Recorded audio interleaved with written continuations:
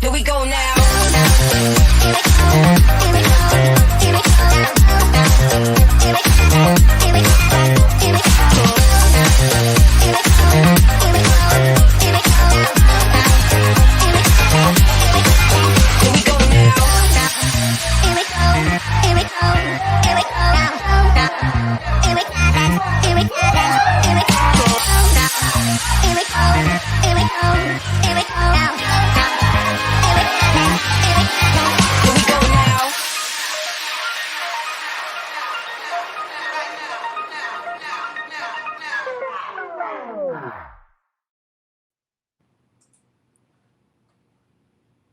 Happy Friday, Blissfuls! Ayan!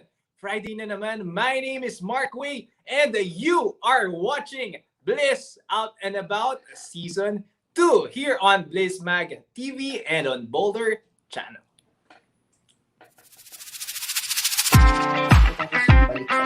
Okay. Pero ito nakikita ko nito.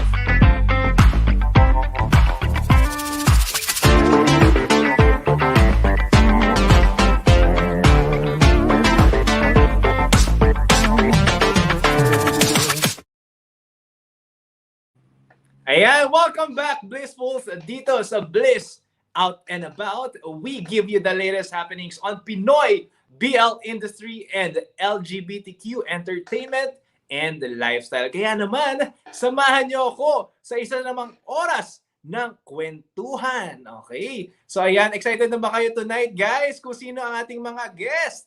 Okay, syempre ako rin sobra excited na ako. Ayan, so for tonight, we are joined by the awesome team behind the much anticipated BL series of the year, ha? Imagine, so this is the love at the end of the world. So a brave take on love, sex, relationships, and everything in between sa huling 7 araw natin dito sa mundo. Grabe, no? Parang sobrang ang movie na to. Kaya please welcome actors and executive producers Nico Loco and Rex Lantano. Ayan, and of course, executive producer si Yves Marcelo. And of course, ang natatanging Diyosa.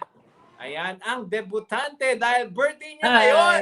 let us all Good welcome evening. ang natatanging Shandy Bacolod, series creator, executive producer, and director. What's Ayan! up? Hello, Konbanwa! good evening sa inyo, guys! Cosmos! Hello po, magandang gabi. Ayan, Sawadee. full Friday evening sa inyo lahat. So, welcome to Bliss Out and About. And syempre, blissful birthday sa'yo. Ayan, Queen Thank you, Mark. Shandy, Thank di you. ba? Hello, Okay, Mark. so yan, guys, patiin nyo naman ang ating mga viewers for tonight.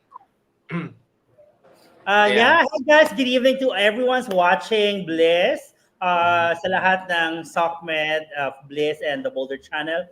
Mabuhay kayo hanggang sa gusto nyo. Magandang gabi sa inyo lahat. Diba? Ayan. So, guys, kamusta naman ang ang araw nyo? So, isa-isahin muna natin, no, kamustahin. So, sina Sir Rex and sina Sir Ives, kamusta naman ang inyong araw? Long day ba? Nasa bahay lang ba kayo or ngayon lang kayo ulit lumabas dahil birthday ni Queen Shandy? Hi Mark.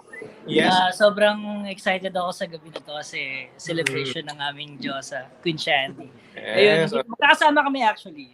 Yes. Oo nga daw no? Magkakasama kayo. So, for sure later ang mga happenings niyan, di ba? After nitong ating show. Ayan, ikaw naman, Queen Shandy, kamusta naman ang iyong birthday so far?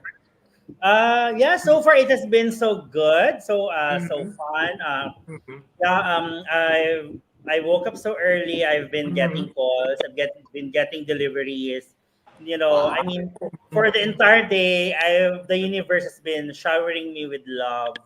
And So, blessing, diba? I'm just so happy. That's so nice. Kasi dahil sobrang Cheers to bait mo, that. sobrang ganda ng puso mo, Cheers to Queen Shandy. Kaya ganyan kakamahal ng mga tao, di ba? Ayan, cheers!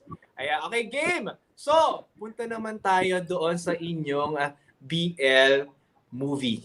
Okay, so, eto na. Let's go on to the show proper. So, para sa inyo, how do you describe a beautiful Pinoy BL story? So, meron bang kind of formula to be considered a marketable na BL story?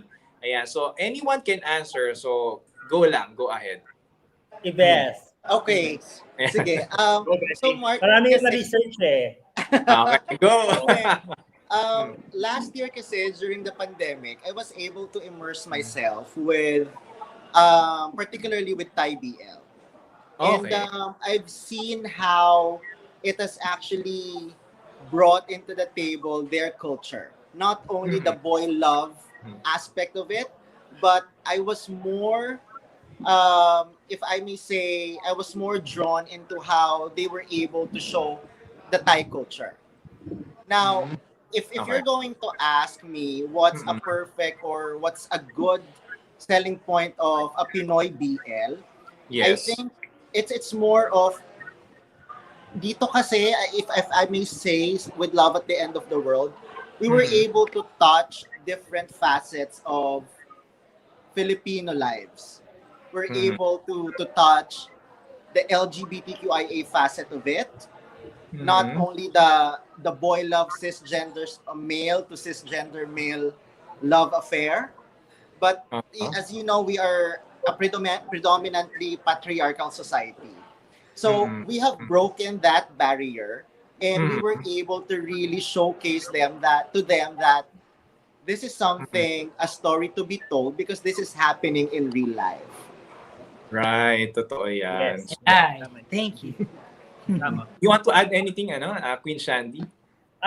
With going back with what you said, na parang is there a formula? Yes, actually there is. Kasi for a product to become a novelty, like for a song to become a novelty, there's a formula, di ba? There's a certain melody that repeats lang paulit-ulit. Di ba the seven melody, the seven toned melody, parang sa lahat ng kanta it's the same. So like when you go Star Cinema, when you go network, there's a formula, like teleseries and movies, di ba? May kailangan yung isang anak ampon, siya na pa rin nawawalang anak. Kailangan may agawan ng jowa. Kailangan eventually sa huli malagyan ng matapunan ng asido yung mukha. Tapos kailangan merong mahirap na yumaman, merong pangit na gumanda. So it's diba, these are the formula kasi parang ang BL kasi para siyang love story din ng cisgender male and female. Kailangan pagbukas ng TV, there's a certain kilig, there's hope, there's love. Kasi the LGBTQIA plus community, my community, our community, me and Yves, this is a community that has been uh, pained, abused, discriminated, battered. Di ba? Lahat naranasan na yan eh. So, Right. kaya when you have like a BL and it's our story, of course, 'di ba the formula for BL dakilig, there's hope na merong magmamahal sa amin, na merong someone out there. So these are the formulas that makes a BL successful, that makes a BL shift to the mainstream media. Right. Yeah. Wow. So Very ngayon lang kasi sa Philippines nag-evolve na yung mga BL. It has become more progressive, it has become more matapang, more Totoo. adult, more, 'di ba? We evolved it. Kasi Filipino filmmakers are really intelligent and Totoo. we're one of the most creative filmmakers in the world. Tama. Right. Oo. And Evolved if na I siya. if I may add, Mark, no, among Yeah. us, among the 6 executive producers, Mhm. I am the only one who's not actually a hardcore filmmaker. So Okay. I think that the formula really of a good BL is it's relative to the individual. You know, how I am able Right. to relate myself to the story, to the plot. You know, Totoo. how is there an aha moment from me for me, a discovery wherein I have seen myself in the character in the shoes of the character. Mhm. So, kung formula ng technicalities, definitely Shandy, Nico, and Rex would be able to answer that. Yes. But as a common tao, as a part of the status quo, Right. I think I would be able to relate lang because of the story it sends across. Yes.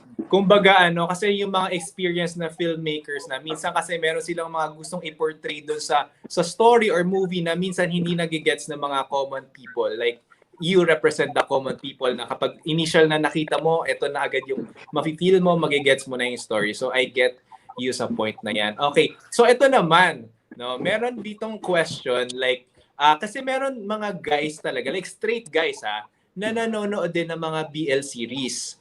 So why do you think na nagkakaroon ng interest sa kanila na manood ng mga BL series na to thinking that straight sila? So anong masasabi niyo doon? Sige, Well, anyone can answer. Go, Nico! Sige, I'll bro. start because I'm a straight guy. Mm. I think Love at the End of the World will create its own genre. So I think we characterize it as a BL series, but it's a BL erotic suspense drama series. There's all those other aspects to it. So this show is marketable to anybody that I got, not just the LGBTQIA plus community, also to straight guys, people like me. So I think people watching Love at the End of the World, yeah, a lot of straight guys will watch this series and really enjoy it just because of the storytelling alone and the cinematography. Right. Yes. Very much ang ganda nung sinabi ni Nico na totoo 'yon na hindi naman porket 'di ba minsan natatag kasi kapag BL agad merong ganitong scene na guy to guy, very shallow kasi yung pag-iisip ng mga tao minsan kapag naririnig agad na BL. So nami-misinterpret nila. So tama 'yon, Nico. How about you naman, Queen Shandy? Anong masasabi mo doon sa mga straight na nanonood ng mga BL series na to? Sila na straight. No. Well, actually, let's not forget, guys, that the BL, the boys love, is not. It did not originate from the LGBTQIA community, di ba? Right. It actually originated from the cisgender females. These are straight women, straight girls who fantasize. That's true. Who fantasize two straight men doing a romance, what we call bromance. So BL came from Japanese anime. It's a manga. Diba? The otaku and everything. So doon yan nagsimula. So kung tutuusin, we owe it to the straight women. That's why we have BLs now. So for naman yung mga straight men naman. I mean, out of curiosity, but feeling ko naman if you're a straight man who doesn't have insecurities in your bones, diba? You get to appreciate what art is. Tama, totoo yan. Kasi minsan iba, 'di ba, parang pag sinabi na straight sila, talaga minsan ayaw nilang mabahira ng kung ano yung gender nila parang sabihin nila ay hindi talaga kami nanonood niyan kasi straight kami. How about you naman, Rex and Yves? Kapag ba feeling nyo yung isang straight and nanonood ng BL, meron ba siyang chance na maging bi or somewhat na alam mo yun, out of curiosity lang, maging tripper, ganyan. Kasi nanood siya eh. I mean, just, just a question. To answer that, so parang wala namang problema yung straight guy na manood kasi bakit hindi? As long as na-entertain siya. So, Tama, okay. That's right, oo. Correct. No amount of BL can transform you from a straight man to become a gay man. If you're gay, you're gay. Di ba? Right. Marami siguro mga tinatago or anything. But Yeah, hindi naman and for me, on a different perspective, I would like to thank the straight men who actually watch BL series, but because it showcased a certain representation of a group of ally. You know, I mean, again, as to Shandy's historical point kanina, it did not originally naman come from an LGBTQIA or a homosexual genre. It's really male. So there's really no homosexuality in it. So gender has no point or has no space in the BL story talaga. Right.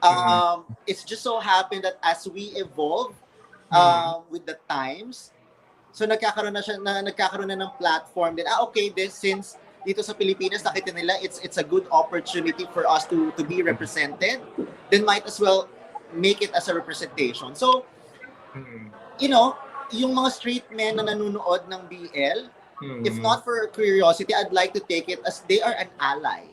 Right. Yeah, Tsaka, I just want to add, a friend of mine said this. I don't want to mention his name, but you know what? Parang straight men and women celebrating the LGBTQIA community, their stories. Parang, ano ba? It's time we reclaim it. Diba? These are our stories. Yes. So it's time we are the ones who should tell it. Kasi it's our story. So, di ba parang, kaya tama si Ives wala namang masama doon na, a straight man watching. It just shows that their minds are broad and their allies actually. Totoo.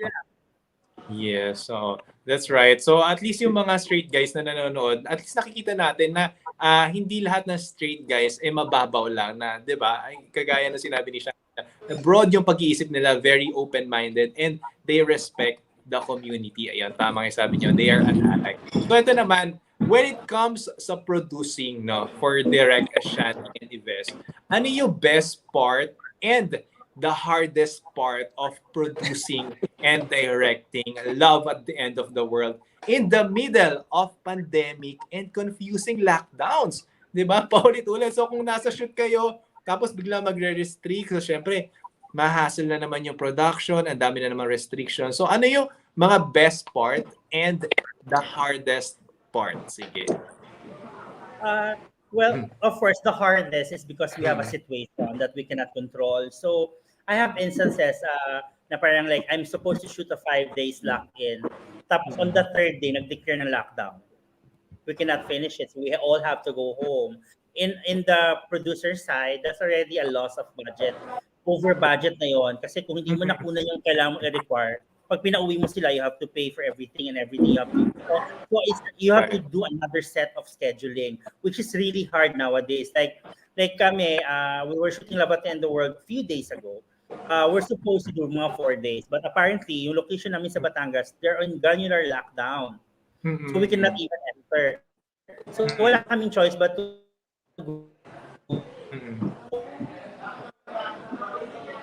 So yun yung sasabi na parang it's so hard kasi you have to be kasi wala choice. We have to be extra careful kasi COVID is just it's around the corner. Hindi siya nawawala. In the industry, like ako personally, I've lost friends because of COVID. Nagluksa na ako ilang beses. So yun the hardest part for me as a producer talaga is yung paano mo pagkakasahin yung budget na pinangahawakan lang natin kung lagi lang tayo nagla-lockdown, lagi naka-cancel yung shoot, lagi may nangyayari. And sobrang extra careful tapos nag-iba yung protocols. But kami we commit and we comply. And actually interesting story nga just today, the Interguild Alliance, we were talking to Interguild Alliance and they've been doing a great job. Calling out production team, calling out producers kung may mali sa protocols, kung may ganito. And ako, I appreciate them. Kasi we need people who really cares for us, for filmmakers. Right. So when they called me and then they check ganito yung production, kumusta kayo, may ganito, meron kayong may nakita kami photos na walang mga mask yung mga tao, we explain, sinabi namin na complete kami with mask, nagkataon lang siguro may mga instances in between na ang saya, tapos nakalimutan nyo, nagtanggal ng mask, nagchikahan. So may mga ganong instances na we are not perfect, nobody's perfect. Pero I told niya, IGA, na we accept our mistakes, we commit to a better production, and we will do better. So kanina nagbago pa on the day of my birthday, nagpatawag ako ng pre-prod. Nilalagay kami what to do next shoot and ano yung mga mali natin, ayusin natin. Kaya just to know, just to tell everyone na it's not easy shooting a production now, a film or a series o ano man TV commercial. It's not easy and it's not a joke. Life, health is not a joke. Kasi you risk people's lives. Yun. That's right. The hardest part. How about Yves? The hardest part? Well, the most difficult part for me was everything. To be totally honest and brutally honest. Because this is my first time really producing, and again, I have zero knowledge of the ins and outs of production. But with the limited manpower, it turns out to be the best part because we were able to identify that we have talents outside of what we normally have already. So sometimes Rex would drive us somewhere, as an executive producer and actor, he also drives. Wow. So ako naman, as a makeup artist, as an executive producer, I do their makeup. So we get to maximize the talents that we have. Right. At the same time, we get to discover that there are newer talents that we could actually bring it to the table. Yeah, na lumalabas during that time. Okay. So for Nico naman and Rex, ano naman yung important lessons na na-learn nyo doon sa whole process of this series as an actor and producer? So kwento nyo naman sa amin. Nico. Very good question, Mark. Thank you. I think as a producer, it's been an incredible experience. My experience in production has always been as an actor. So seeing the bigger picture for once is refreshing, and I understand how much work and dedication goes into creating a series or creating a film. And you really realize everybody's role in a production is crucial to creating a really nice output. I realized that right off the bat, and I'm so thankful for the experience of being an executive producer. And I look forward to being involved with other series and movies just so I can help with the creative process. Because I realized I love acting, that's my passion, but I also have a passion for the creative process that I never knew I ever had. And I've been able to explore that being an executive producer. Being an actor, I mean, I face the same challenges I face every time when I'm given a role. And it's always the same question. How can I fully embody this character? And how can I create something beautiful that is a mix of me as well as the character that I'm given? And for this series, it was Tony, right? And this character really challenged me, Mark, in so many ways. But it was very relatable for me, actually. And that helped a lot. So I hope that I was able to portray the character of Tony in a beautiful way. Let's see. Wow, very well said, Nico. How about you, Rex? Ako naman, bro. Parang ang sarap mapasama sa proseso. Nakita ko kasi kung paano siya nabuo. From kwento to script, sa shoot, hanggang matapos, hanggang ngayon nag-edit si Direk Shandy. So, I'm thankful na makita yung ganung proseso. Hindi lang ako basta actor ngayon. Naging part na ako ng project. At least. So question lang, no? Since you're the actor and one of the producers din, hindi ba nagkakaroon ng parang feeling na medyo before kasi I used to produce then and I'm the actor then. So may feeling kasi share ko lang, no? So ask ko lang din kayo kung may gano'n kayong feeling na parang since kayo rin isa sa mga producer, may time ba na medyo relax kayo dahil feeling nyo kayo yung boss? So feeling nyo you can do anything, like you can change anything, or kung magkamali man kayo sa script na dinedeliver nyo, parang naging lax ba kayo, or what can you say? Para sa akin, Mark, I mean, I know exactly what you're saying, but I made sure before I walked into set, I asked myself, what hat am I wearing today? Am I wearing the actor's hat or the producer's hat? Because I didn't want to cross them over, and I wanted to make sure that I was looking at myself as an actor first things first, because that's my job, is to deliver as an actor at the end of the day. I'm an executive producer that oversees stuff, but I wanted to deliver my job as an actor, number one, and then number two. If I'm not acting that day, then I'll take on the executive producer role and try to oversee things and help out wherever I can. But I think it's very important when you have those dalawang roles in production, you have to be able to separate them, and they shouldn't cross over. You shouldn't feel like you're entitled in any way, because that's not how it is. It shouldn't be like that. Very well said. Ang galing, Nico. How about you, Rex? Is it the same as Nico's experience? Yes, Mark. Hindi ko inisip yung pagiging boss. Ayoko maging gano'n. Gusto ko maging aktor dito, at kung ano yung pwede kong may tulong. Alam naman ni Direk Shandy kung ano yung kaya ko lang na itulong. So, sinasabi niya sa akin, Rex, pwede mo bang gawin to, ganyan. So, sumusunod ako kasi gusto ko yung ginaguide ako ni Direk Shandy. Never kong na-feel yung pagiging boss kasi ayokong. So, yun. Gusto ko maging. Actually, all of them are under the microscope, di ba? Parang everyone's well curated with what they're doing. Napaka-conscious nila. So, I think that's a very good work ethic that they have. Especially with Nico and Rex and Yam. You know, so it's something that they're very conscious of what they're doing. Right, I see. Very good. Ang gaganda ng mga sagot nyo. Actually, medyo natutunan ko sa inyo ngayong gabi na dapat ganun pala. Okay, kasi ako, I tend to, nung time na yun kasi since very new ako noon, or parang na-cross ko masyado, hindi ko masyado inaral yung script ko. So, naging relax ako. So, hindi ako mapagalitan ng director kasi one of the producers. So, dapat hindi pala ganon. Anyway, so going back kay Queen Shandy naman, ayan, I have a question for you. So, what made you decide to do this series as your directorial comeback? Like, why do you call this series an ode to loneliness? Tama? Yes. Yeah, actually, 3 years ago, when I Love at the End of the World, it was a film. It was a screenplay for a movie.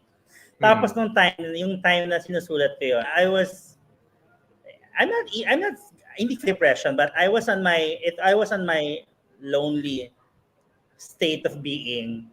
So kasi napansin ko kasi I used to be a writer talaga before becoming a producer.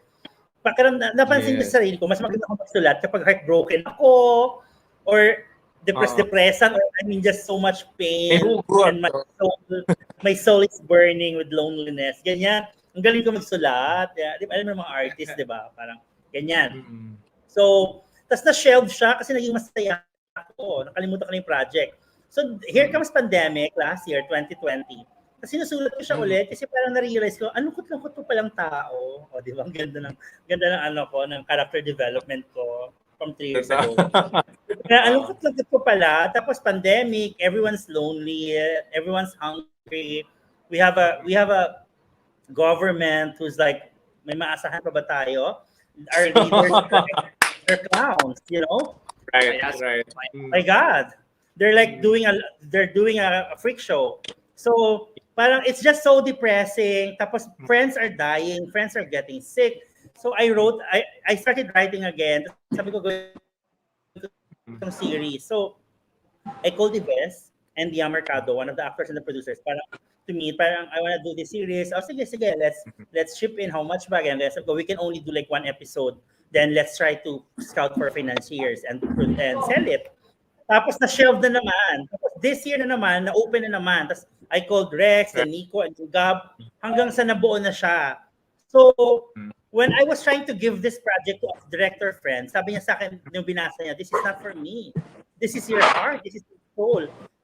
Feeling ko ikaw to. When I'm reading the script, this is you. This is the culmination of you as a human being.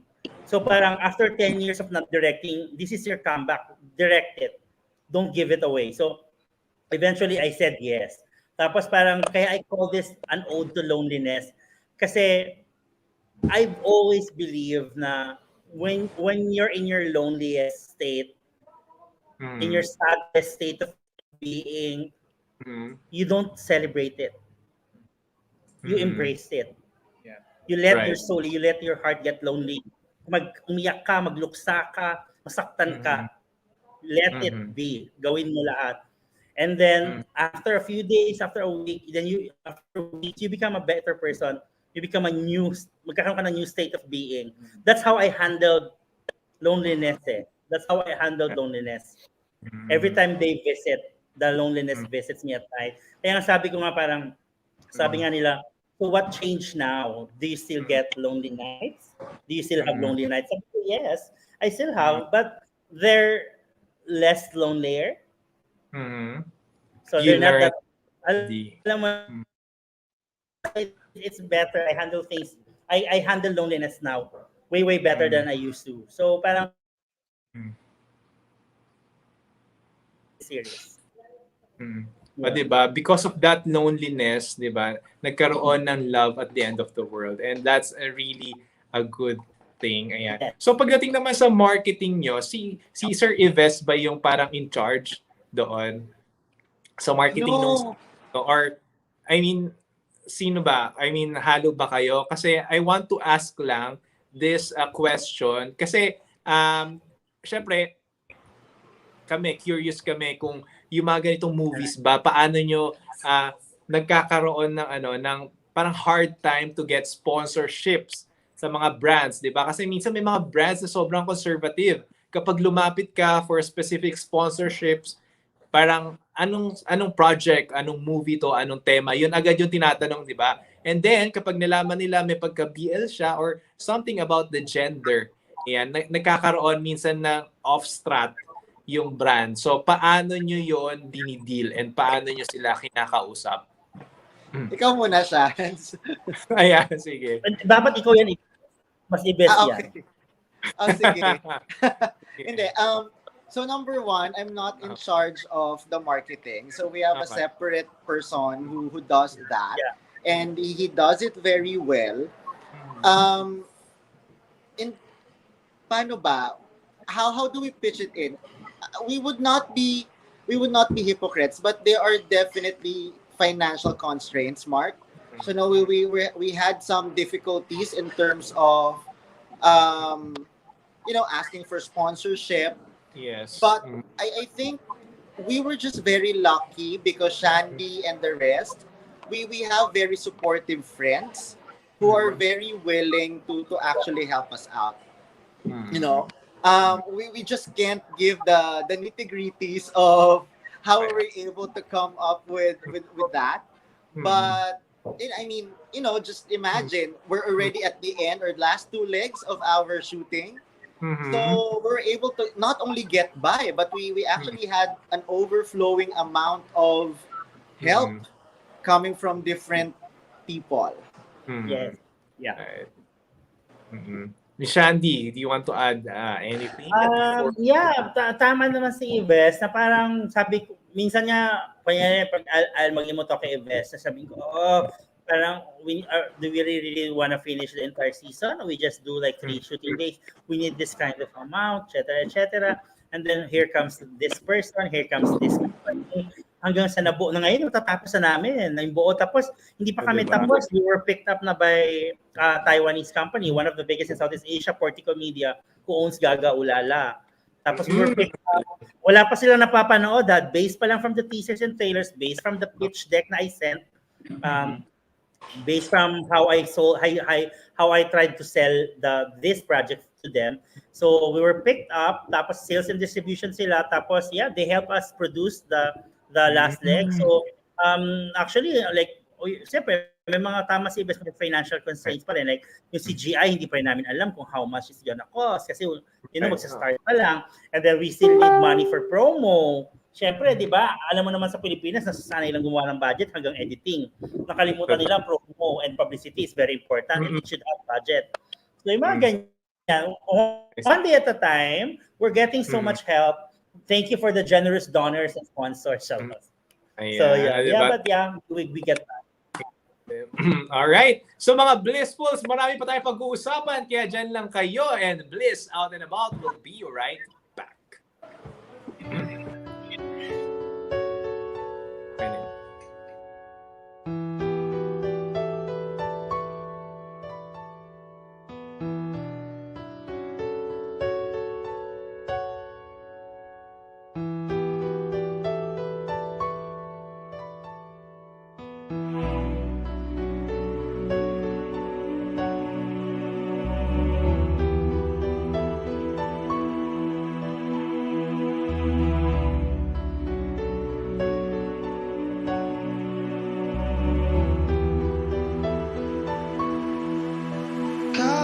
Saan man mapadpad, sa panaginip man o saan man, pangalan mo'y palaging nandyan, di makalimutan. Sa bawat araw ay nakikita, sa bawat oras ay nadarama.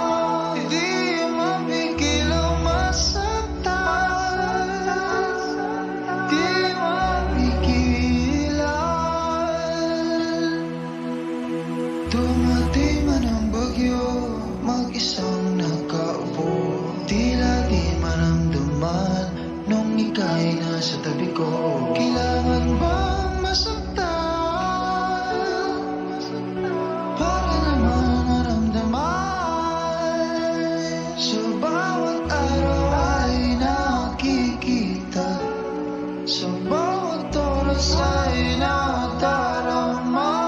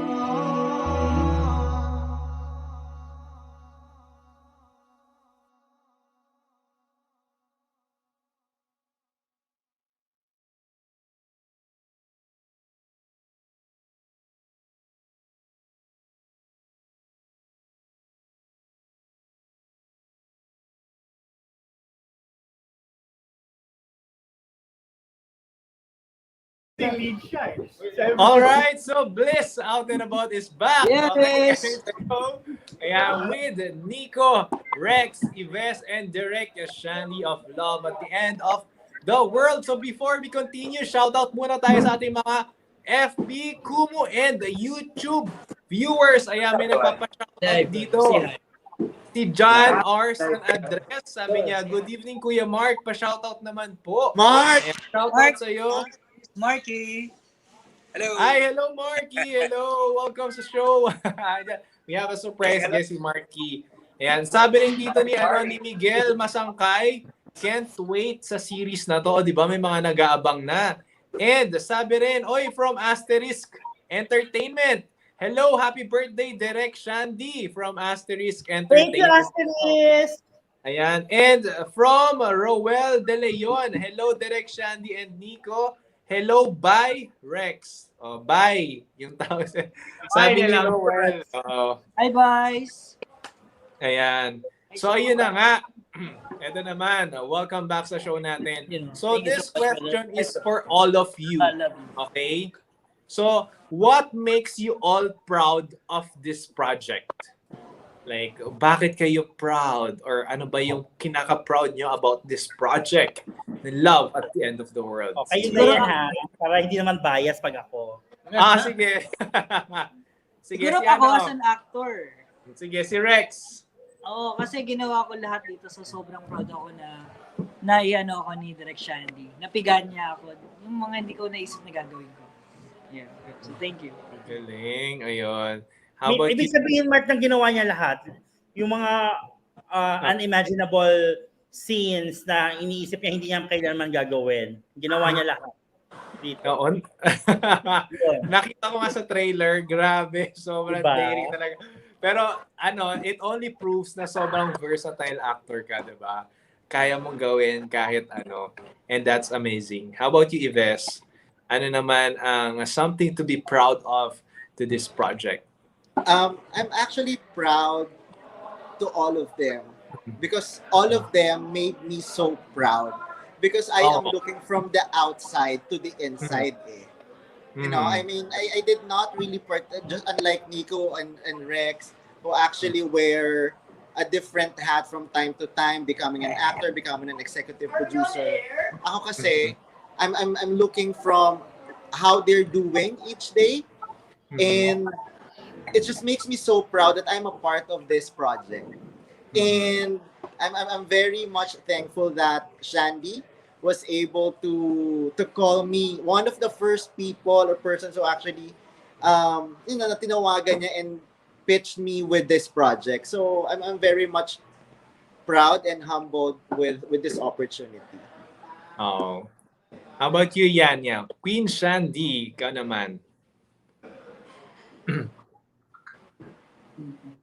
Si Nico muna daw. Sige, Nico. For me, I mean, it's just I'm proud about this project because I get to do it with such good friends. I can remember the meeting when we sat down all together. It feels like yesterday, honestly. It was me, Shandy, Yves, Rex, Yam, and Gab. And we sat there and I'm like, if we could really pull this off, it would be amazing because we all respect each other so much. We're great friends before this project came along. So sinabi ko sa akin, I'm like, if we can pull this off, it'd be great because we're doing it with people we really care for and are important in our lives. So that was number one. Number two, I mean, I always had confidence in myself that I could deliver the character that Shandy gave me. I'm blessed that Shandy gave me such mabigat na role because it really challenged me. And a lot of the roles I get sa Pinas, Mark, are very mababaw. And I get it because I'm a foreigner. And sometimes it's hard for me to be the focal point of the story. So I get kind of frustrated with myself because I feel like I have so much to offer. Pero I'm given stereotype na foreigner roles that there's no depth to them. They're weak roles. Yes. But dito sa Love at the End of the World, I was challenged in so many ways, and my character finally had this crazy character arc, and grabe ang challenges ko. So I think I was proud of myself that I was able to deliver in that sense. Sobra. Nakaka-proud naman yun, Nico. Kasi di ba, before, no, Nico and I met sa isang project. Di ba, Nico? That was 4 years ago. That was Yeah. 4 years ago. The sandwich guy. Yeah, and you are so shy type that time. So I'm Yes. really proud of you sa Salamat, kung ano sir. meron ka ngayon. Like, you really evolve so fast. Ang bastos na siya. Years. Dati siya, bastos na yun. Hindi naman. I mean, ang dami mong ups and downs, pero still, na-retain mo yung image mo doon sa taas. And I'm so proud of you. Ayan. How about you naman, Direct Shandy, about this project? Well, I'm really proud of this project because after 10 years, I'm actually going back to directing. So, which I don't have it did not traumatize me. It's just that I enjoyed producing and I focused na sa pagpo-produce. But now I'm back, so I'm really proud of it. And this is my heart and my soul, guys. Right. So, I think I feel ko nga, sabi ko nga kila Nico, kila Ives, kila Rex. One of my fears is that after watching the entire series, it's like stripping down naked sa buong mundo, exposing my soul na parang my vulnerability, my greatest fears, my desires, my sexual fantasies. Ito na yun. This is it. Kasi parang na-put into film na. Series, pwede mo sabihin na best friend ko si Shandy eh. Parang feeling ko, you will feel like you know everything about me because of this series. Parang ganun yung feeling. Okay. So, Sige, panoorin ko na nga yan talaga. Okay. Go. So ito naman, guys. Let's have a very short game. Okay. So quick lang naman to. Okay. So just tell us who among sa mga cast na to ang fit sa description na sasabihin ko. Okay? So pwede kayo magsagot sabay-sabay. Pwede nyong ituro si ganito, si ganyan. Okay? So ready na kayo? Ready. Okay. So ito naman. Game na tayo. Sino naman sa inyo ang pinaka-loud? Like, pinaka-loud. Like, hindi naman siya yung tipong maingay or very vocal sa mga feelings niya. Sino sa inyo yon? Si Christoph. Si Christoph. Christoph. Oo Ang nga. ingay ni Christoph. Because maingay siya or yung literal na kapag nasa set siya. Basta lahat na maramdaman niya. He speaks his mind.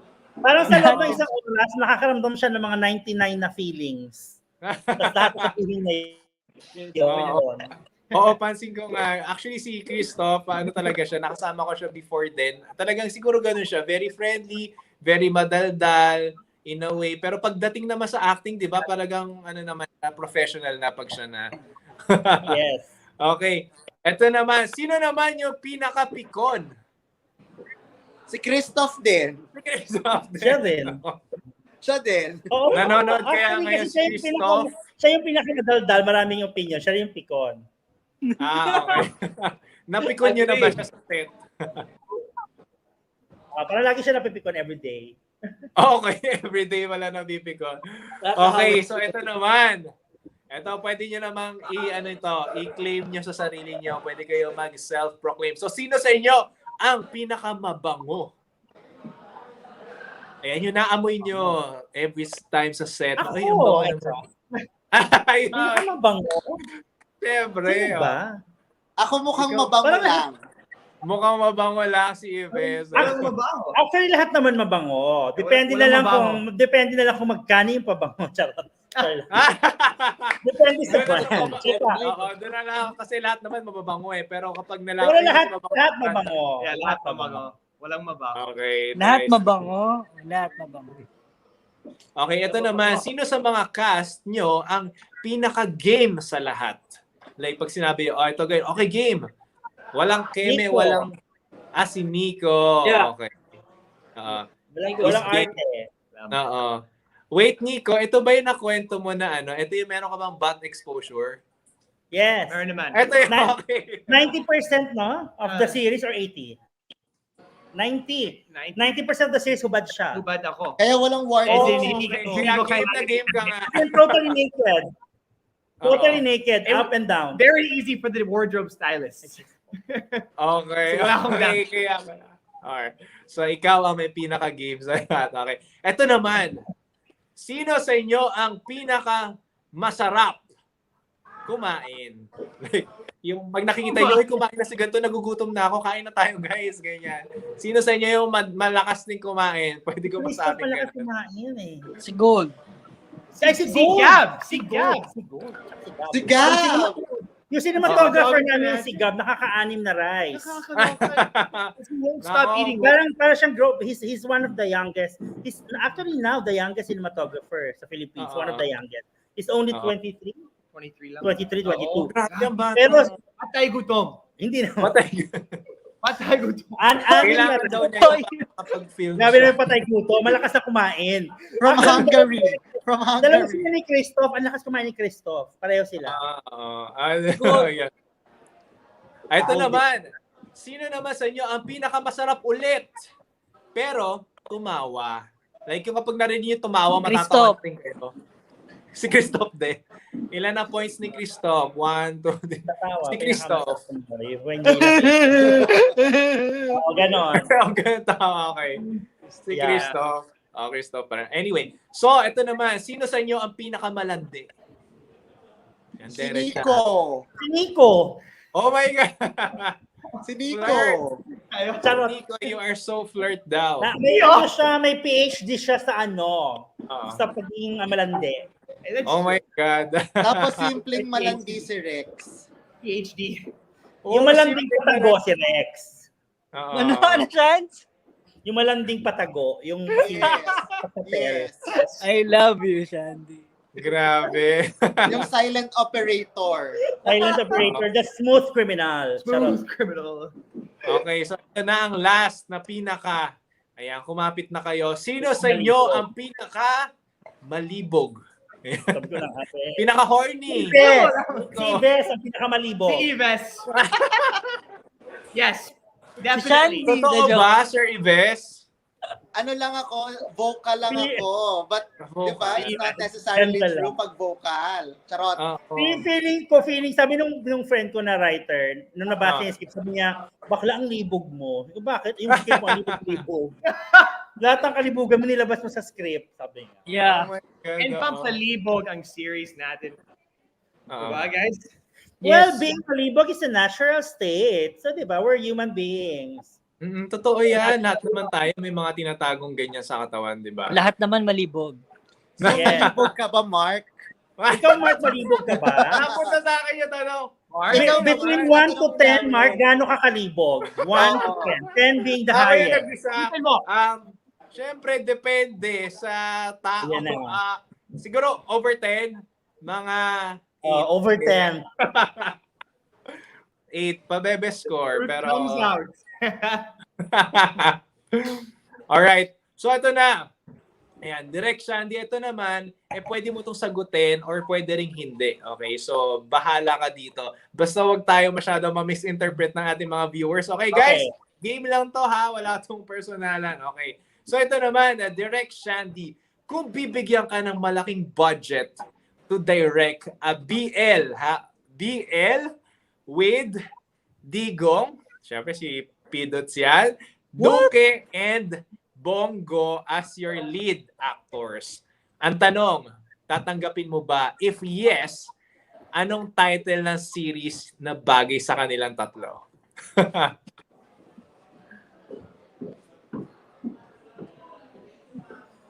Siguro, kung malaki yung budget, ay, tanggapin ko, siyempre. Diba, Galing daw sa government. Ay, pag galing sa Grabe. government, tapos, hindi, tatanggapin ko pag galing sa government, tapos bibigay ko rin sa mga tao. Yun lang. Kung gagawa ko ng Duque, Digong, Roque. and Bongo, feeling ko ang totoong Mrs. Real. Mga ganyang level. Yan ang mga yan ang mga title ko or the Yan other yung mga one. title, no? Oo. The other one. Kung medyo horror, ang pamilyang kumakain ng lupa, ganyan. So, yan ang mga title. Pag mga BL, Tatsulok. Yan ang mga title ko. Grabe. Guys, ano lang to, katuwaan lang po to. Wala po tayo masyado personalan. Ayan. Okay, eto na. One final dare, no? So before we close the who among the actors ang gusto nyong i-produce or i-direct sa next BL or gay-themed movie or series na gagawin nyo?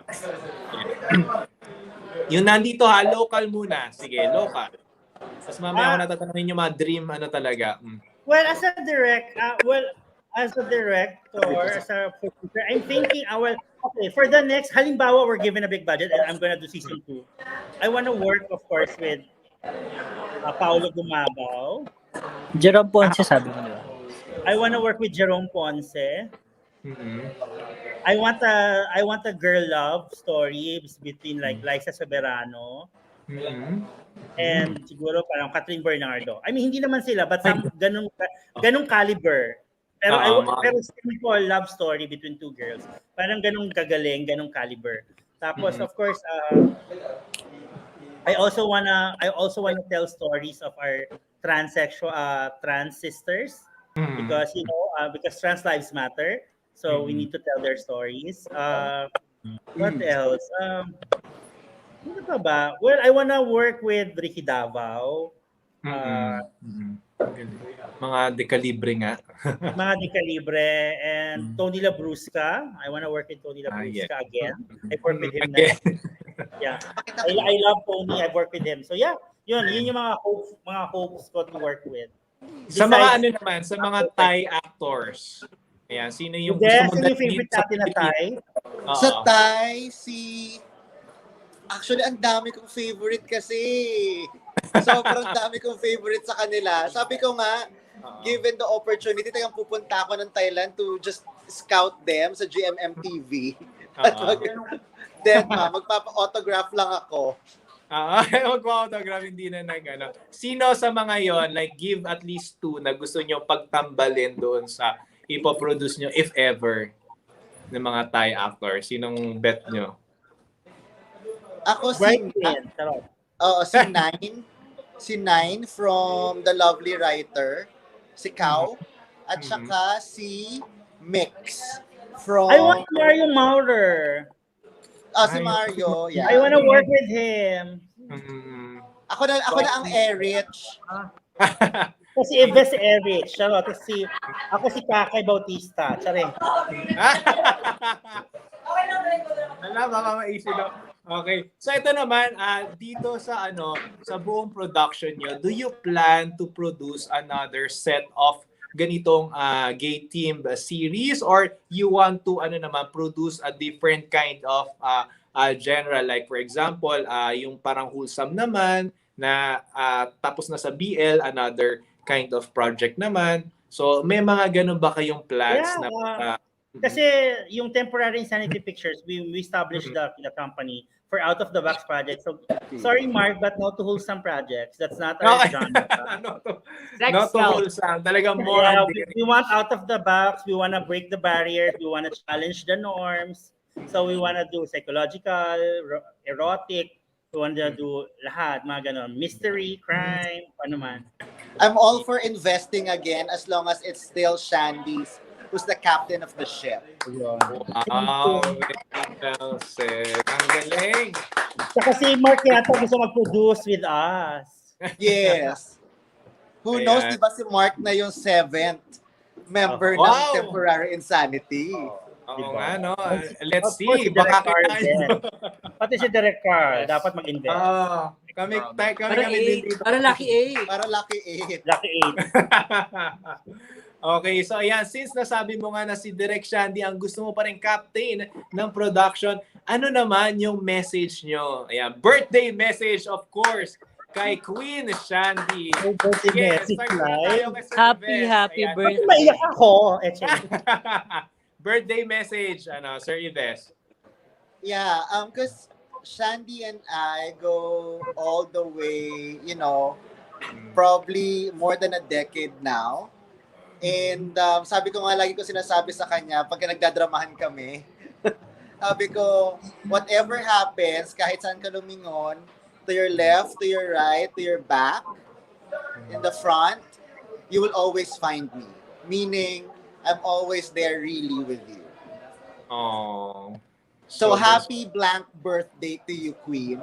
Yes. Happy blank birthday. I love you. Ayan, ikaw naman, Rex, your birthday message. Gusto ko lang sabihin, Shandy, happy birthday. At nasabi ko naman sa'yo, or ngayon ko palang sasabihin na ikaw yung pangalawa sa pinakamamahal ko bukod sa nanay ko. So number 1 nanay ko, number 2 ikaw. Ayan. Wow And that's- naman! I love you. Alam mo yan, Chandy. I love you. Thank you.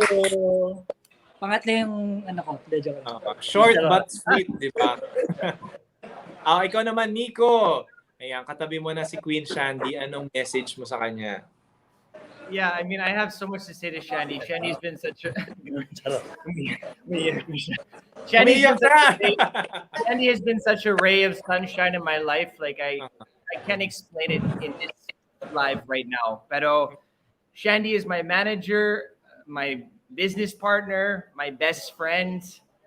I have everything to owe to Shandy for my career here in the Philippines. And my message to her is just keep shining bright. Shandy is such a talented person, and I learn more and more of how talented she is every day. Kasi grabe. I knew her as a producer, I knew her as a talent manager, and now I know her as a director. And who knows what else she can do, but I'm learning that every day talaga. Thank So you. I just want you to keep pushing forward, and sky's the limit for you talaga, Shans. Thank you. And actually, I'm not finished.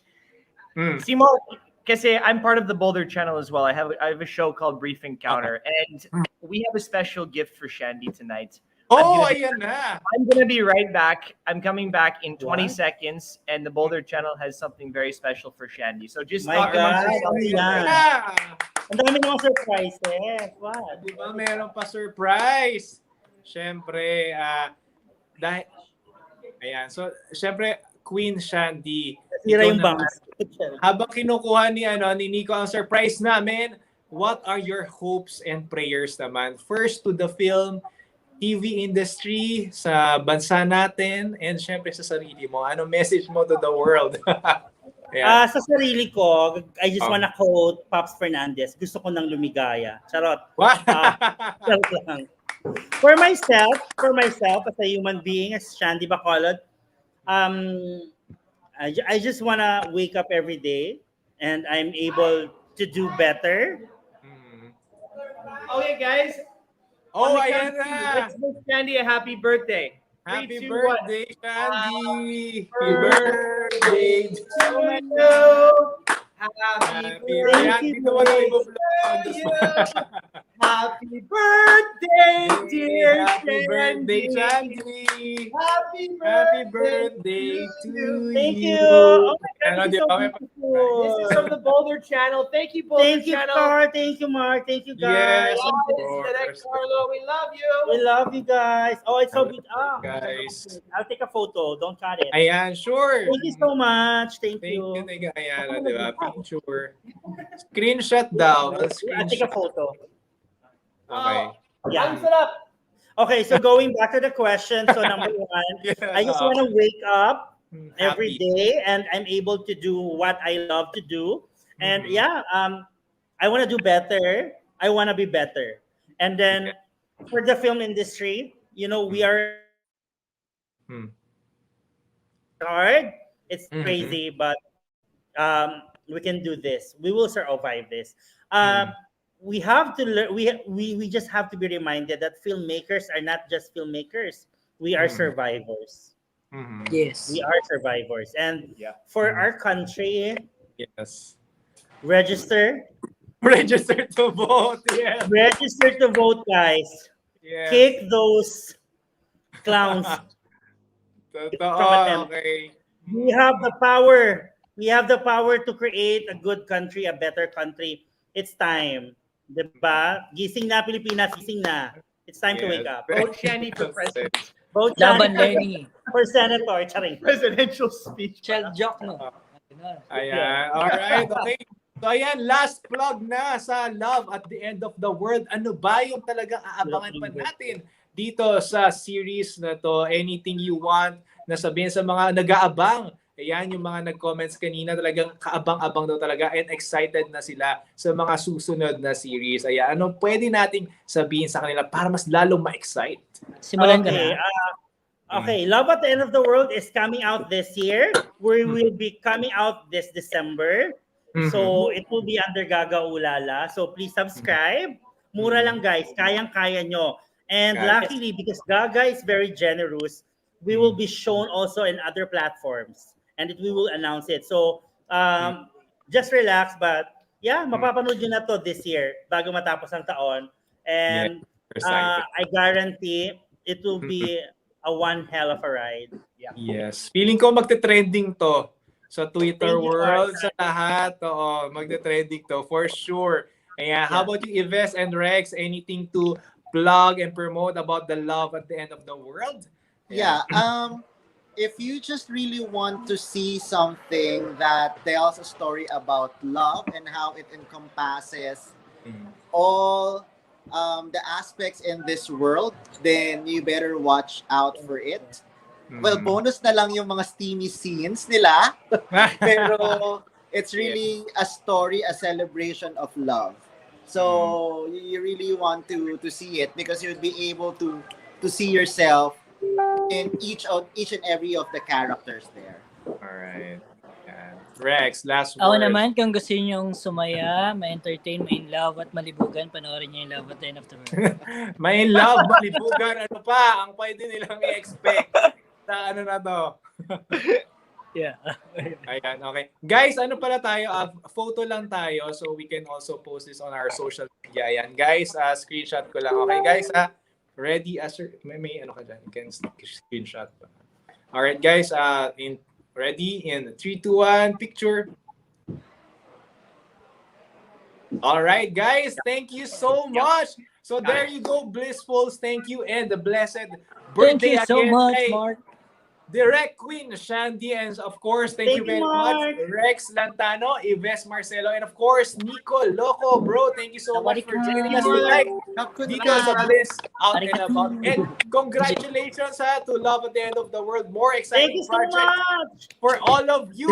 Siyempre, Blissfuls, don't forget Love at the End of the World, the directorial comeback of Direct Shandy Bacolod, produced by Temporary Insanity Pictures, starring Christoph Garcia, Rex Lantano, Nico Loco, Mike Liwag, Elijah Filamor, Yam Mercado, Khalid Ruiz, and Marquis Rowan, coming soon on Gaga Ulala this 2021.